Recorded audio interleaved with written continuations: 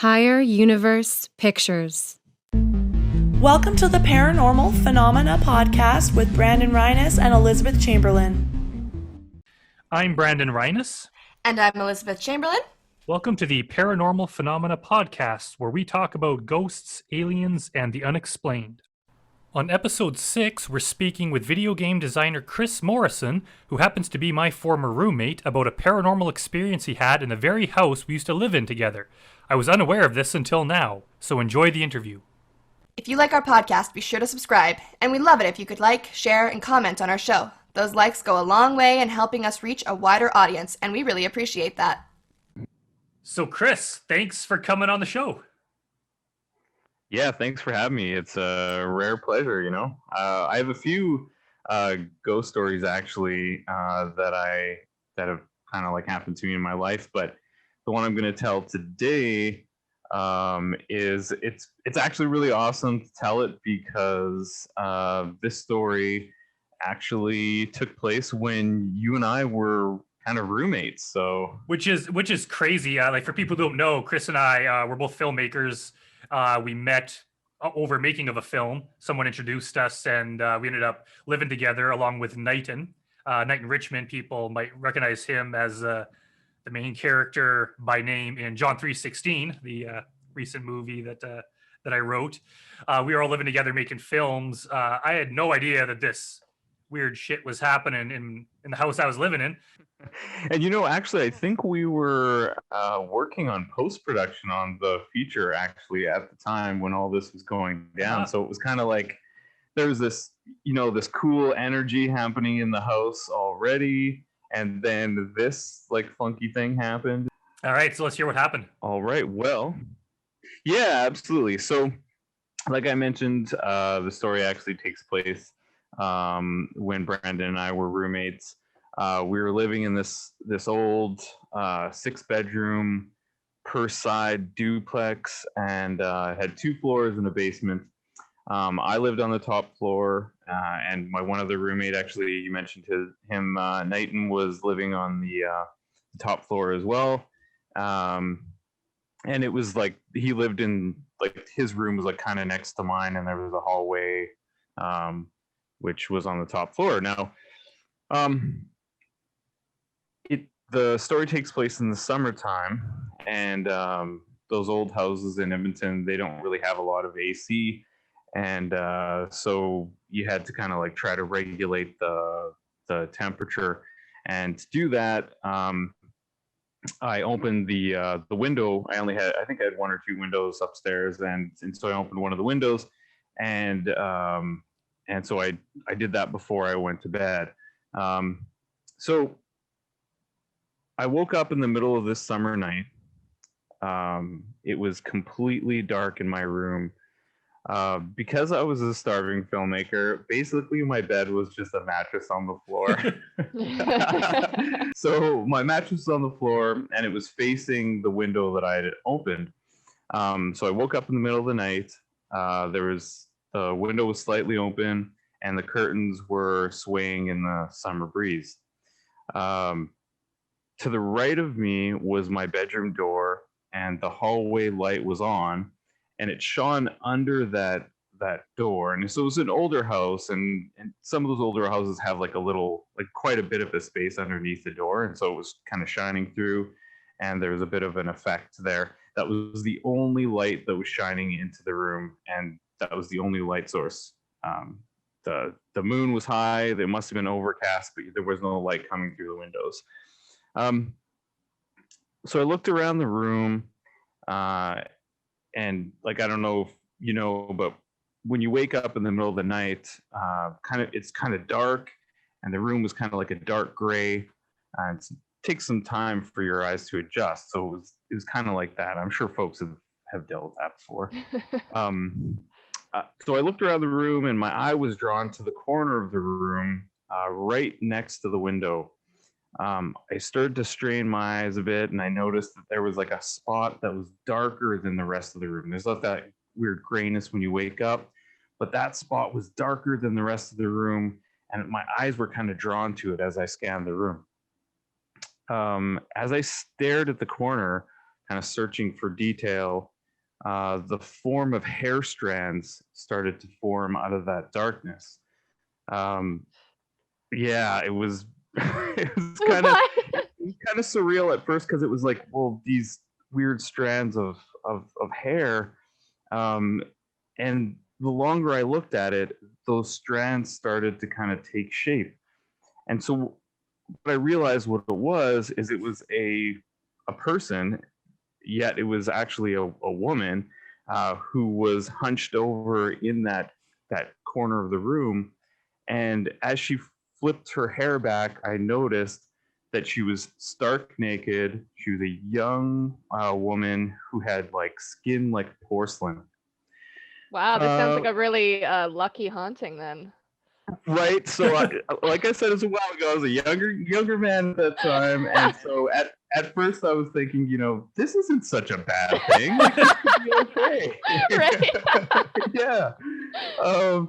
And so I was like, okay, well, kind of weird, but maybe one of my roommates put her up to it or something like that. And so as she kind of unfurled herself from the hair in the corner, she kind of struck this pose and stared directly at me.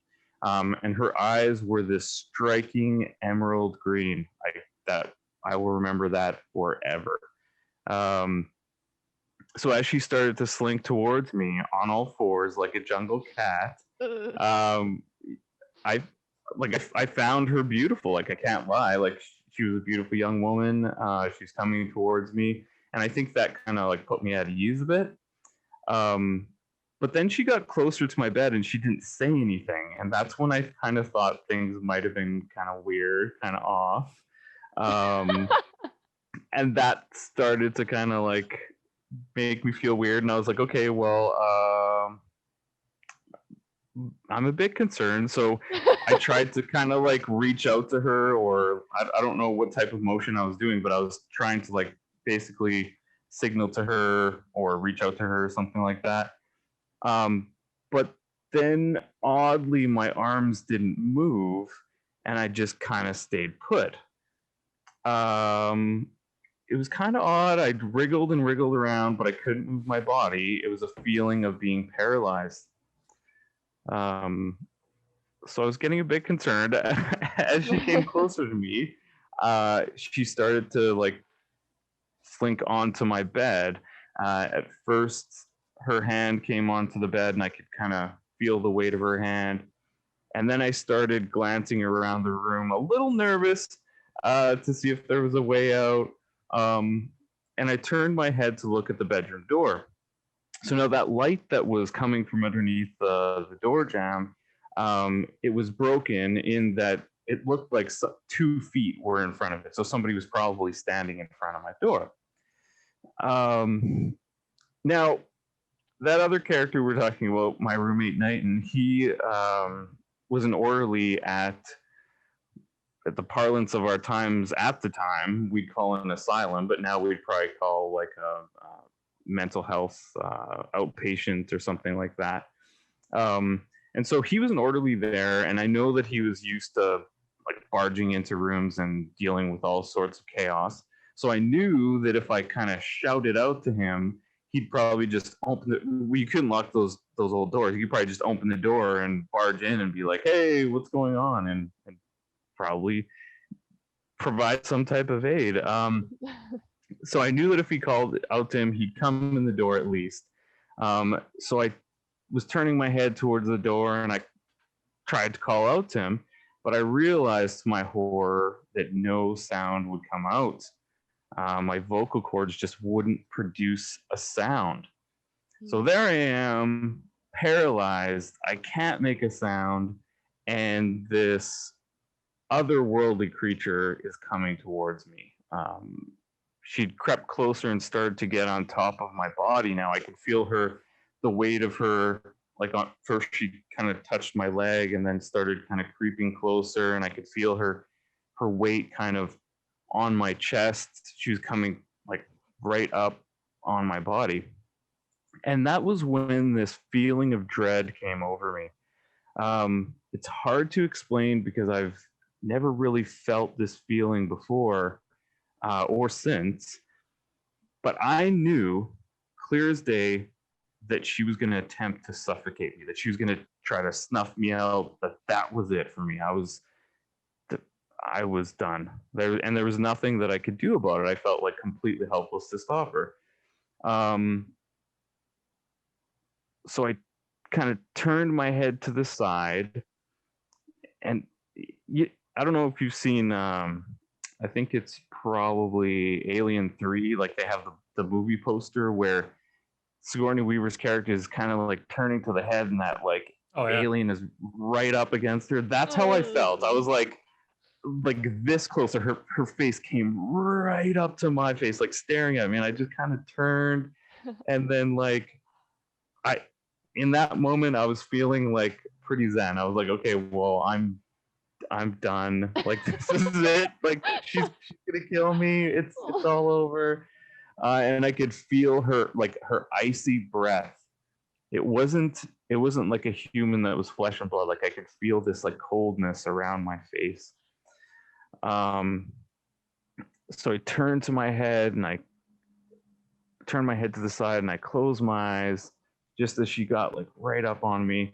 And I could feel her weight too as well, like the weight of her body. It was kind of an odd feeling, like very otherworldly, like a human wouldn't be on another human in that way. Like, it wasn't like romantic in any way. Like, very, very shocking. And I knew that whatever it was that she was going to do, that was it for me.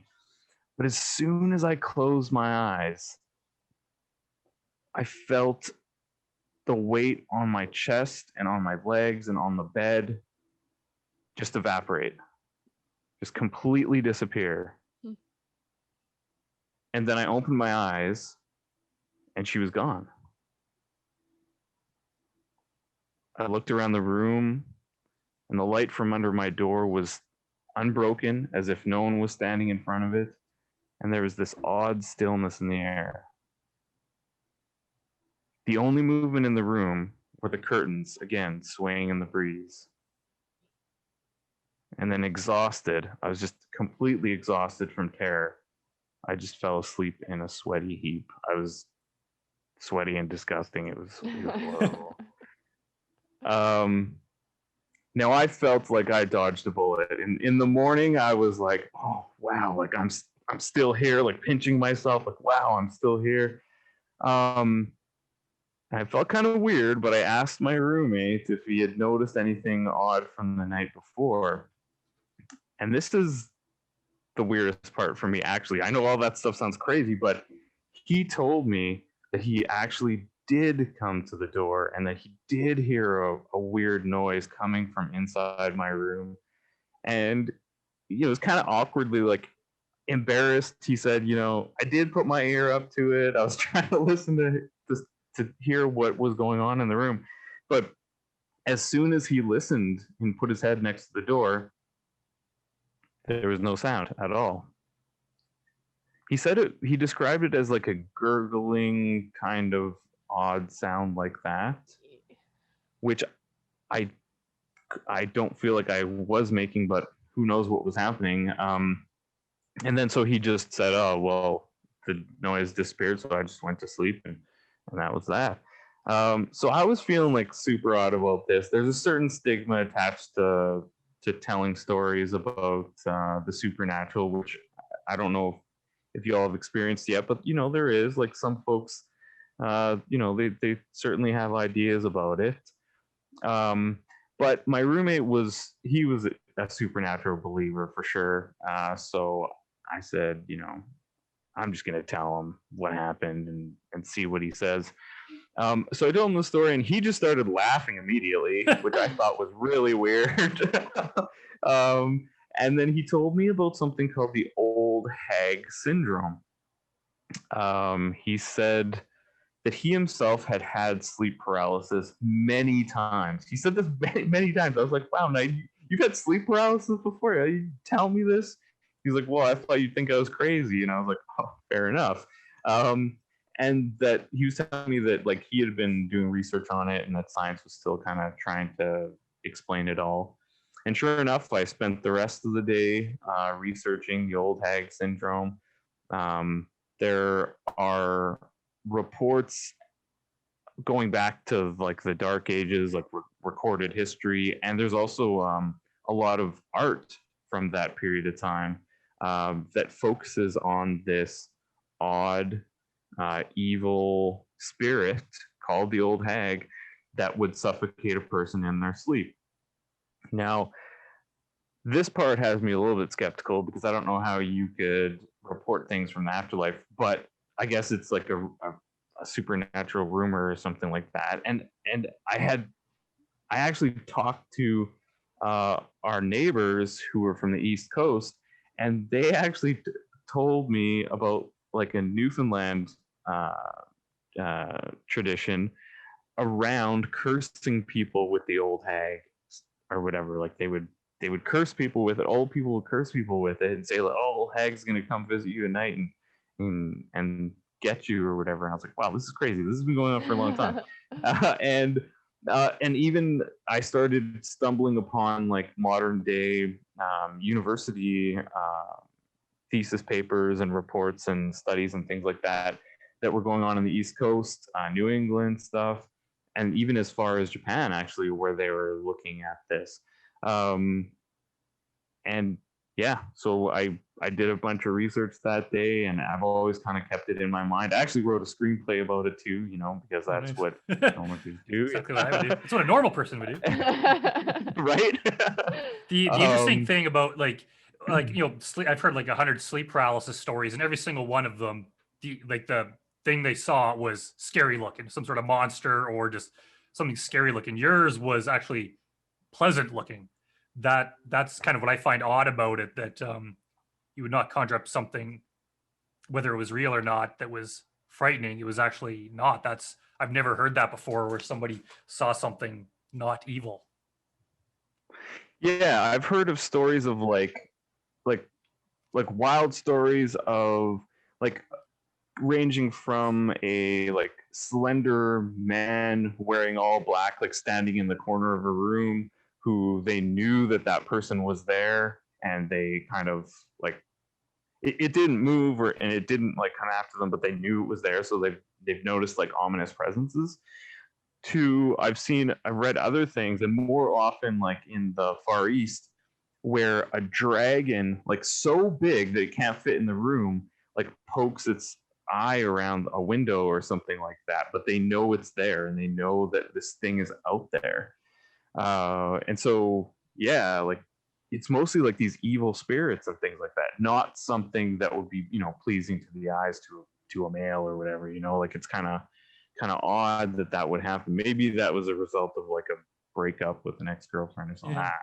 Yeah, I was gonna ask, like, was there anything going on in your life at the time that would have changed this, or did this just happen at a completely random time? Like, were you under stress, or was there anything that might explain why this happened of all days on this day? Well, thinking back on it, I think I had broken up with my longtime girlfriend at the time. But that had happened at like I feel like a considerable amount of time before this. I feel like it was at least like 6 months or something like that. But that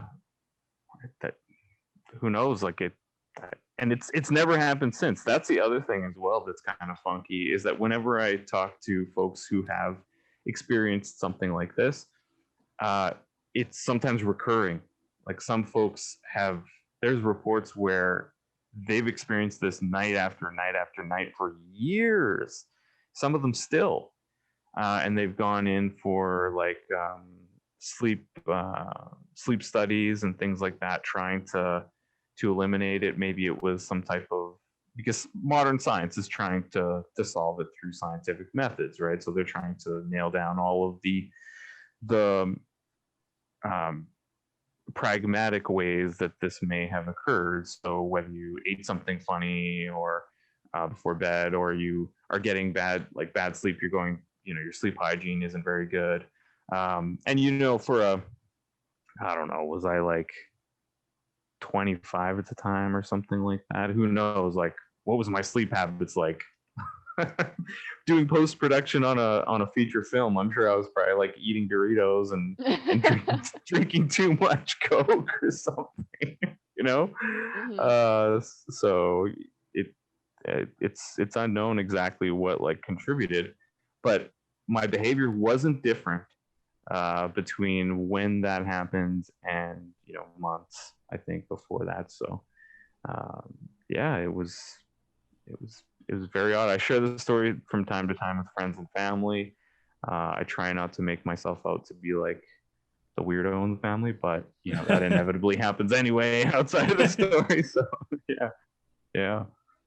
So like, so do you think, what's your kind of verdict on what it was? Do you think this was something that was actually there, or do you think it was just kind of like a waking dream that was made up in your mind? What do you think it was? Well, that's a good question. Actually, I watched your earlier podcast when you had the supernatural specialist on board, and just hearing her speak about some of the supernatural occurrences around Alberta, and specifically Northern Alberta and Edmonton and stuff like that. I do believe that there's a bit of a locus there of supernatural energy, because I have actually experienced quite a few different ghost stories that I could tell. And you want to hear the craziest thing is right now I'm talking to you from New Orleans, Louisiana. I haven't once experienced any supernatural activity here, but everybody talks about it. But all of my stories come from around Edmonton and Alberta. So, which actually, now that you mention it, we lived within like, what is it, 8 blocks of that haunted hospital that Morgan was talking about on episode 2, the Camsell place. Yeah, that was like straight up the road from us. Like, I drove past it every day to work, so that's kind of eerie when you think about it. Yeah, the Charles Camsell. Me and another filmmaking buddy, we actually cased the place for a potential location. That it was right there, and that actually was, I think I did a bit of research around that, and I think that place was at one time an early asylum too, and that was, who knows, maybe that contributed to why it hadn't been developed. Is that place still there? Pretty sure, yeah. The Morgan was saying they're turning it into condos, and I was saying, I'm like, oh, that's got a horror movie written all over it. Yeah, absolutely. Bad idea. It's funny too, because Knighton has had a lot of experiences. I remember he told me all about his like the UFOs he's seen, all sorts of crazy stuff like that. You had this happen to you. I lived in the same house, and in my whole life, nothing really like that's ever happened. So we've kind of discussed that before, whether it's kind of like, in the eye of the observer or whatever you say, where maybe some people are open to that and some people aren't. Because especially as the host of a paranormal show, I kind of feel left out. That maybe it's the reason I kind of find it fascinating, is that this stuff never happens to me. It's happening in my damn house, and I've somehow dodged it for all these years. I find that strange. Well, every dynamic duo has to have a Mulder, and every dynamic duo has to have a Scully. So, I think that's just kind of how it goes. I think, I do definitely think that my mind and my soul, if you believe in that kind of thing, is open to the supernatural, because I experienced the supernatural occurrence, actually a few of them, when I was quite young. Like I actually remember one when I was like 7 or 8 years old, as far back as that. So I think when something like that happens in the development of a human, like a child, I think that you either explain it and just kind of let science take over, or you are left with questions. And I think you're open to that type of experience. And I think definitely you're willing to look in all the places. I kind of think of it like, and I'm no expert or anything, but I kind of think of it like, if you've ever seen the film like The Ring, that creature is always kind of in that weird space. It's that it's in that odd place in the room that you wouldn't think to look until something stirs there. Well, somebody who's kind of open and sensitive to the supernatural, that they're gonna look there. That's the place where I am gonna look, right?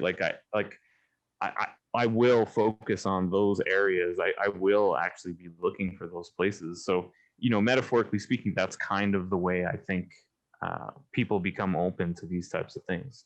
Yeah, that's totally what Morgan Knudsen was saying on our first interview. She was saying, people who experience these things are the people that are looking for these things. There's cemeteries everywhere here. Yeah. Well, that's another thing too. Yeah, we live like right next to that cemetery. Yeah. It's that kind of stuff, Well, we actually filmed a few scenes from the film from Aaron Boy in the cemetery, and also the Huntress. Man, like we were like. I shot there for I'm in Love with the Dead Girl as well. So yeah, we we kind of abused that cemetery. I hope we didn't offend any entities there.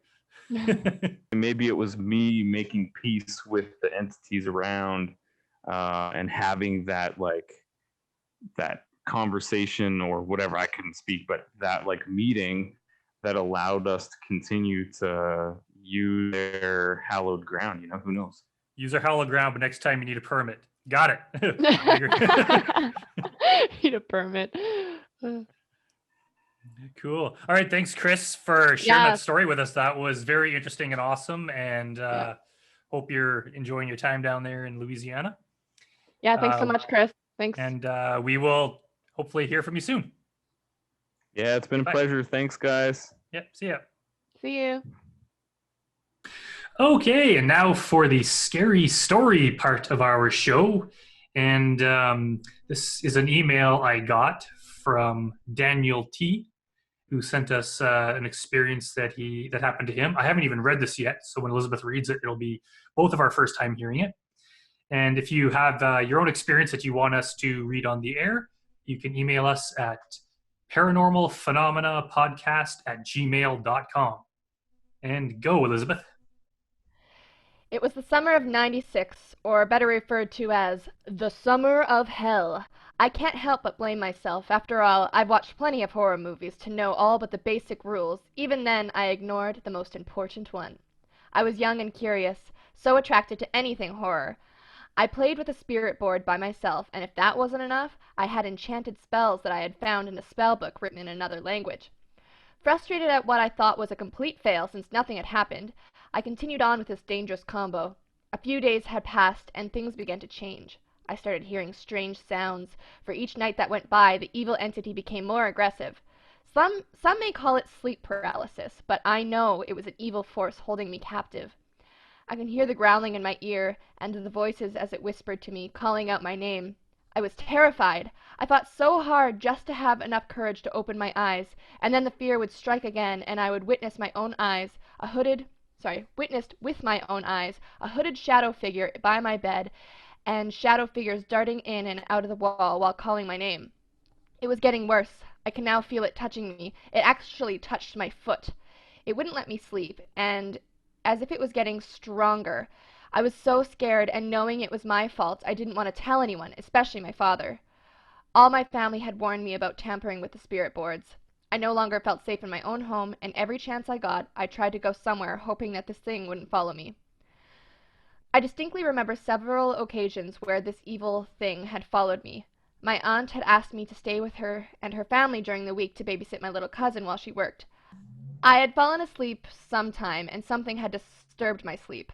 I opened my eyes to the light above me flickering on and off. I immediately left the bedroom and fell asleep on the couch for the rest of the night. Another night, I had experienced the same exact thing, but this time, as I left the room, I heard whispering coming from my cousin's bedroom, which was located right next to the living room. Confused and terrified, I started to wonder if it was my cousin that I had been babysitting, only to find out later that day he was sleeping with his parents in his parents' room the entire night. I knew I had to dispose of the board, and when I did, I heard a voice later that night say, "I will come back."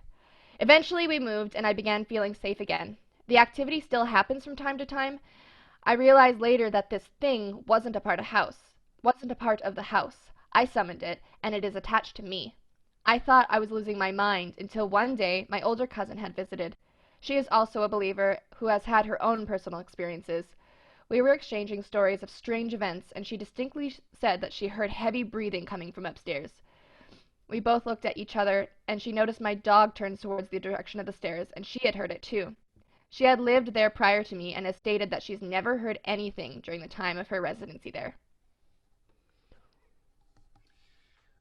That was intense. That was like an entire horror movie in 2 paragraphs. I know! That's what I was thinking. I was like, wow, okay. I hear a lot about that, just on other, paranormal shows I've listened to about the whole, playing with a Ouija board and weird stuff happening. I'm still not sure what to think about that because I've heard other people saying that it's, it's not the Ouija board itself. It's kind of like your openness to it. Otherwise, it's just like a tool like any other. Some people can screw around with them and nothing will happen, but some people will, have stuff like this happen. Do you have any thoughts on that? I've used a few Ouija boards in my lifetime and like have never had anything really happen with them. There have always been like, slumber parties and everybody's like, ooh, let's do this, and then we do it, and then it's like, cool, nothing happened. But my friends have always been really scared of them. There was one slumber party I was at where, again, nothing happened, and everybody like locked the Ouija board in this like chest and like literally put like a padlock on the chest and was like, this is gonna stay here. And then my friends tried to wake up in the middle of the night and like pull it out and like to prank everyone. And yeah, so nothing actually like paranormal has ever happened with me with Ouija boards, so that leads me to believe that, that they're not real, but not to say that they aren't. It's just my experiences haven't proved that. Yeah, maybe we'll have to. I wonder if we can find someone we can get on the show to discuss that because there's movies where that's been the kind of the start of the whole thing is that I've seen in the show we talked about the construction thing. I think I've seen movies like that where it's finding an old well in the basement. I think Amityville Horror did that. So I mean, there's kind of like a number of things that you see in movies that are you do this thing and then it leads to the haunting stuff happening. Yeah. So I kind of wonder how many of those are made up for Hollywood and how many are based in real life, or maybe there's a bit of both. So maybe we can have someone on to talk about that. But yeah, that sleep paralysis is something I hear about that a lot, and it always makes me kind of wonder. It sounds scary as hell to be seeing some scary stuff happening in your room and it's the middle of the night and you can't move. That is like the worst possible thing. I have experienced a lot of sleep paralysis in my life. Yeah. Do tell. Do tell. Yeah, so like I've always been like a very active dreamer and also a lucid dreamer. So like I remember my dreams almost every night, and I also am aware in my dreams that I am dreaming, and I have several dreams every night. And so that's just always been the case for me. And then I guess around the time when I was like 17, 18, so 5 years ago now-ish, I had a lot of sleep paralysis happening to me. And basically, yeah, I just like, you wake up and I'm aware that I'm awake, like I'm aware I'm not in a dream because like I said, I'm a lucid dreamer. And so I'm aware that I'm awake, but I can't move my body. But at the same time, you're not fully awake. And so there are still illusions that can happen to you. So the first time it happened to me, it was like the worst thing I've ever experienced in my life. I had woken up and I couldn't move, and I didn't know anything about sleep paralysis at this point. And so I was like really panicked. I was like, oh man, like there's something physically wrong with me because I can't move. So I started screaming. I just started like screaming at the top of my lungs to get like my mom to come help me move and like take me to the hospital. And then my mom comes into my room and she's just like, oh, like what's going on? And she runs, to the foot of my bed, and she's looking at me like, looking at me trying to ask me what's going on. And then a shadow figure comes up behind her and murders her right in front of me. What? And I can't do anything about it, and she just bleeds out on top of me on my bed. So was your mom actually there, or was that part of the? No, that never happened. It didn't happen okay. at all. But to me, because I was awake, I was consciously awake, and I was in my room, like I was looking at my body and stuff. But that part was actually still an illusion. That was a hallucination, really. But I didn't know that at the time. And then obviously I just shut my eyes and I was just like, go back to sleep, go back to sleep. This has to be a dream, like, or something or whatever. And then when I did eventually wake up, I researched it and I learned about what sleep paralysis is and whatever. And ever since then, now that I experience it, I don't have those experiences because I'm not scared of it. I'm like, I know what it is. It's just, when you go to sleep, your body has to paralyze itself. Otherwise, you will like knock things over in your dreams. You will act out your dreams, right? And so that's why sleep paralysis is like that. So if your mind wakes up and your body doesn't, that's when you experience sleep paralysis. And so if you're not scared, you won't have illusions. You won't have these hallucinations that happen. So I often experience sleep paralysis since this, and I just go, oh, I have sleep paralysis, and then I just go back to sleep. Like there's nothing scary that happens anymore because I'm aware of the scientific knowledge behind it. Yeah. That must make it so much easier to deal with, knowing what it is. Like the first time, it's probably scary as friggin' hell. And yeah, I thought my mom died. I thought my mom literally died. I'm glad that doesn't happen to me because that sounds like it'd be very scary.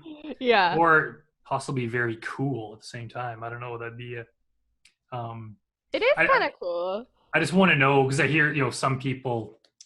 One I heard was there's some sort of like mist in the room and it like came and was like on them.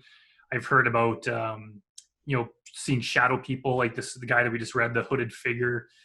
There's different things like that. I just kind of wonder, what would I see? Is it like tailored to a different person? Like if I went through this, I wonder what I would hallucinate. Honestly, like your mom being murdered, that's a pretty extreme one that I've heard. That's insane. Yeah, it was awful, but it is tailored to you, right? Because if you're scared and you're releasing those fear endorphins into your body, and then it's based on what you're afraid of that is going to appear. Your hallucinations are based on what you know. Same thing with your nightmares. It's just as personalized as nightmares, right?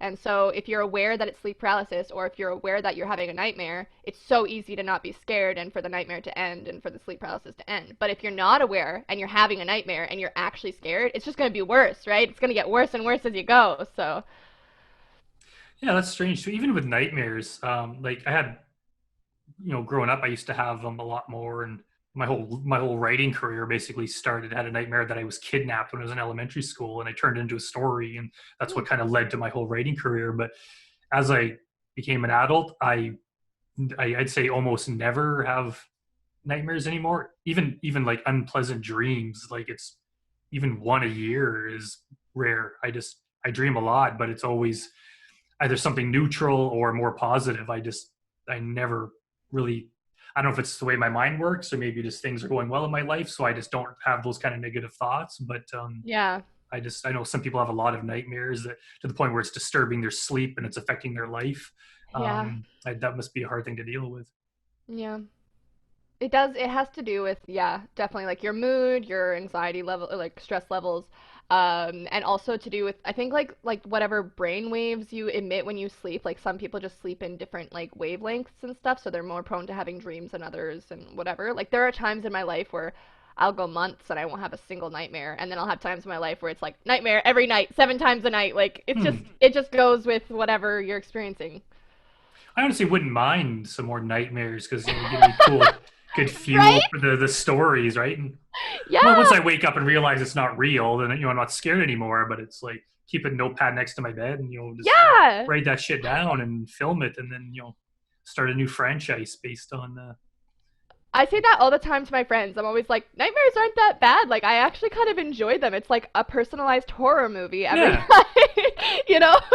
Yeah, I think it's like even while you're in there, it's a bit scary. But as soon as you wake up and it's like, oh, it was just a dream. Now, I'm not like a 2-year-old where I don't understand that and I'm still scared. It's like as soon as you wake up, it's that was cool and that was a good story. It was a nice 3-act structure and infinite possibilities. So yeah, yours would be like a textbook, like just a perfect storyline. Okay, well, I think that's it. Do you have anything interesting going on in your life? I am working on a music video right now. I wrote the song 4, and I also choreographed a dance number to it and stuff. And I also produced the music like myself, like produced it with like an audio software. So I'm really excited for that. So I'm gonna release that sometime this month, and it'll be really good. Holy cow, that's awesome. Yeah, I'm excited. Cool. Okay, well, I think that's good enough for now. And I guess I'll see you next episode. Okay. Bye. Bye. Thanks for listening to the Paranormal Phenomena Podcast. See you next time.